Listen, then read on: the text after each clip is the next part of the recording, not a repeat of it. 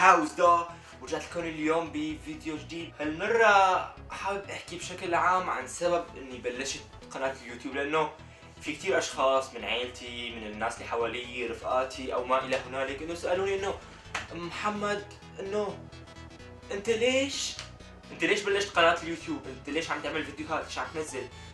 ليش روح دور على شغل نظامي او كذا؟ نشدك بهالشغله ما لها مستقبل. هالمره حبيت احكي معكم من القلب للقلب نظامي، انه اعطيكم الفكره انه انا كمحمد شو الشيء اللي مخليني انه عن جد حابب اعمل الفيديوهات. بشكل عام انا مالي تقريبا بالتصميم، بالتعديل، بالتصوير. انا زلمه لقيت كاميرا، لقيت جهاز، قلت لحالي انه فتحت على اليوتيوب. في كثير ناس كثير ناس انه بشكل عام عندهم مجالاتهم باللعب او الجيمنج، بالسكتشات، بالثقافيات، بالحقائق. كل واحد من بيناتهم عم يشتغل باليوتيوب سبب ما معين، كل واحد عنده هدف معين. السبب اللي انا خلاني انه اشتغل باليوتيوب انه كسوري بشكل عام او كعرب. انا ساكن حاليا بتركيا، يمكن بتعرفوا فيديوهاتي، يمكن ما بيعرف، انا ساكن بتركيا باسطنبول. وبشكل عام هون المجال تبع الميديا او بشكل عام التلفزيون، تمثيل، تصوير، بشكل عام صعب اذا انت كنت مطور مبتدئ او منتج او كذا، منتج صغير او كبير. فانا شخصيا تقريبا في كثير ناس حوالي، مثلا في كثير ناس باليوتيوب او بتلاقيهم انه عم يشتغلوا باليوتيوب وبيستخدموه كمنصه بيحطوا عليها فيديوهاتهم. كل واحد عنده هدف معين، واحد بيحب انه ينزل فيديوهات ثقافيه لسبب معين. انا شخصيا بنزل فيديوهات لانه عم بتعلم. قبل 7-8 اشهر تقريبا، وقت يعني قبل تقريبا شي 8 اشهر، انا بلشت بالشهر الاول او الثاني من هي السنه نزل عن جد فيديوهات بشكل عام بشكل تدريجي كل اسبوع. فانا كمان يعني بشكل عام عم بستخدم اليوتيوب كمنصه اني انزل عليها فيديوهات. مثل ما قلت لكم بلشت بالشهر الاول او الثاني من هي السنه تبع 2016.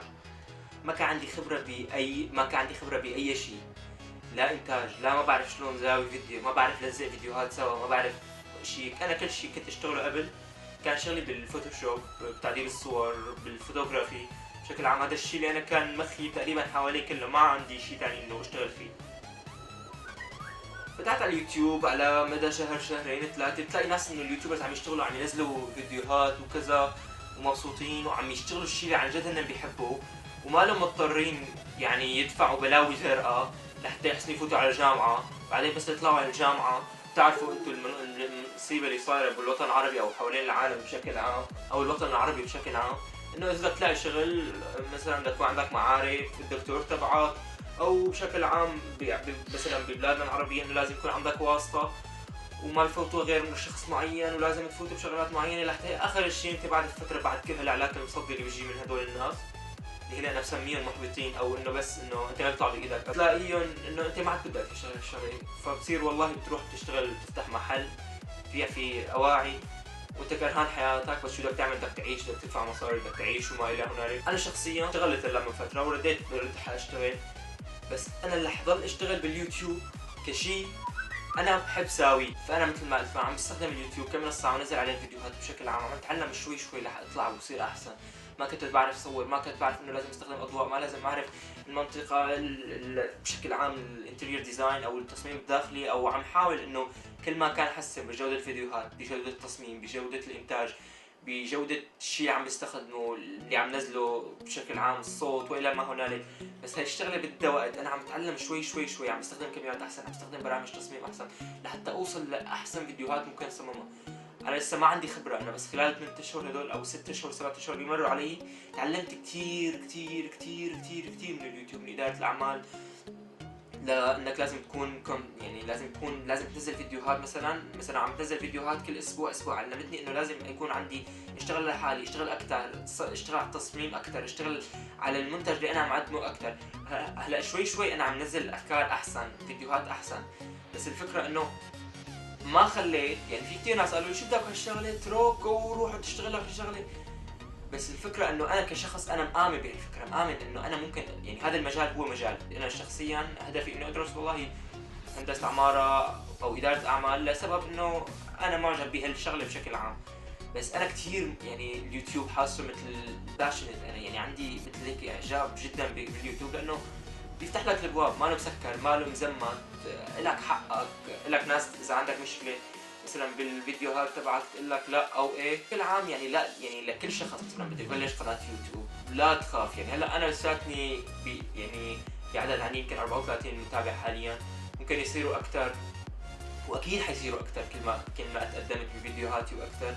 بس الفكره انه يعني انا الشغله اللي بكرهها بشكل عام انه لازم نكون واقفين مع بعض. يعني ما نكسر من قيمه بعض، ما نكسر يعني والله انت ما بيطلع بايدك، شو بدك بهالشغله، تروح اشتغل لك غير الشغل من الاهل او من الناس اللي حواليك او رفقاتك. روح يا زلمه عايز اشتغل شوي لك مصدي او كذا بشكل عام للسويد او بشكل عام بالمغرب بمصر بالسعوديه او ما الى هنالك. فاذا انت عن جد كشخص او كشخصة عندك مثل شيء عن جد انت كثير بتحبيه كثير بتحبيه وبتعرفي انك بتحسن تنجحي فيه، اصحك خلي حدا يقول لك يطلع بوشك ويقول لك ما بتحسن، يقول له لا بحسن او بحسن له، لانه هي الاحلام هي تبعنا، هي مثل البيبي تبعنا تبع كل واحد. عنده هالبيبي لازم يعرف يربيه، لازم يطعميه منيح، لازم يشتغل عليه منيح عشان يصير مثلا اخر الشيء شغله كبيره. ونفس الشيء الشغل تبعك، والله في شخص بيحب يصنع هيك شغله ابدع وعطيه اعطي احسن جوده وبسعر مناسب، تلاقي الناس هجمت عليه احسن ما تكون من واحد كرهان شغلته انه عم يصنع هدول. انت زلمه مثلا بتحب تصنع الوجوه او الخدات بطريقه حلوه، هو كرهان شغلته، انت ممكن يعني تعمل شغل احلى منه ب100 مره، بس لانك خايف من الموضوع هو ما خاف اشتغل وعم يكسب مصاري. مثلا البنات في عندك كثير مثلا بيحبوا التصميم الداخلي، الجماليه تبع البيت بشكل عام، DIYs او تصنيع من الصفر، خزانه، كنزه، ما يعني مواد تجميليه او ما بعرف عن النسوان يعني ما بعرف فيهم طبعا ايه. فبتلاقي غلطي عن جد على الموضوع بشكل عام شو ما كان شغلتك تلاقي حالك ابدعتي. حتى يعني في كثير انا بنصح مثلا الاشخاص يبلشوا على اليوتيوب بشكل عام، اليوتيوب ممكن يفتح لك ابواب تتعرف على ناس بنفس المجال، تتعلم منه ويتعلموا منك، تكبروا مع بعض ويعمل لك مشاوير مع بعض وتتعلموا من بعض، بس شوي.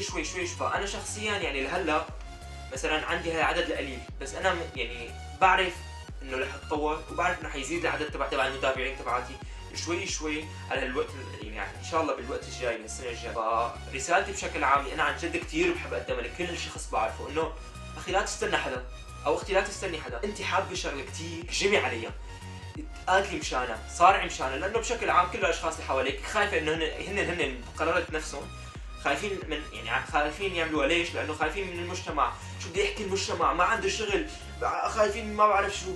اذا انت مآمنه فيها رح تنجحي، بس خفتي وتراجعتي وخليت الناس انه يشتغلوا فيكم او انه يقول لك لا وكذا وهيك، حياتك ما بتصير.